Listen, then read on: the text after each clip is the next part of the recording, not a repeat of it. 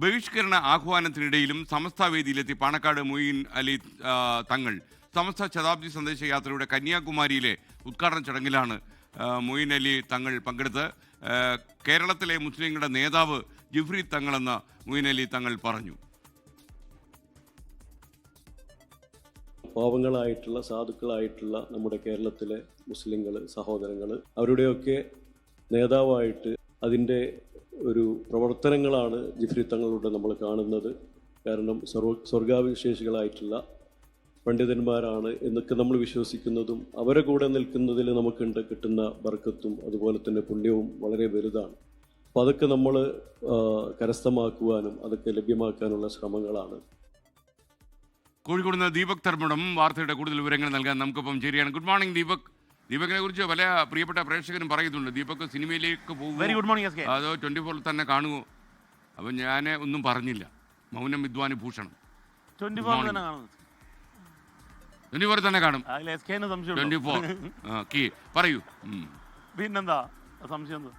S K ഇതിൽ ഏറ്റവും പ്രധാനപ്പെട്ട കാര്യം ഈ സമസ്തയിലെ തർക്കം അത് വേറെ രീതിയിലേക്ക് മാറുന്നു എന്നുള്ളതാണ് ഈ സമസ്തയുടെ ഈ ശതാബ്ദി സന്ദേശയാത്രയുടെ സമയത്ത് കണ്ടത്.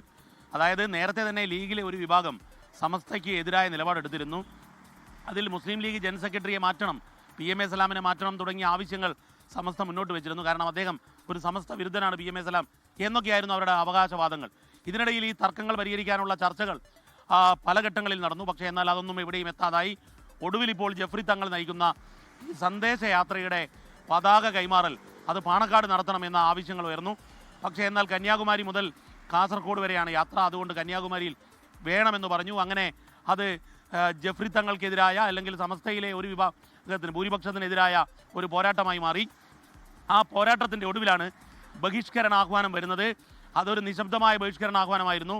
സമസ്തയിലെ ലീഗ് അനുകൂലികൾ യാത്ര ബഹിഷ്കരിക്കുന്നു, പാണക്കാട് കുടുംബം യാത്ര ബഹിഷ്കരിക്കുന്നു.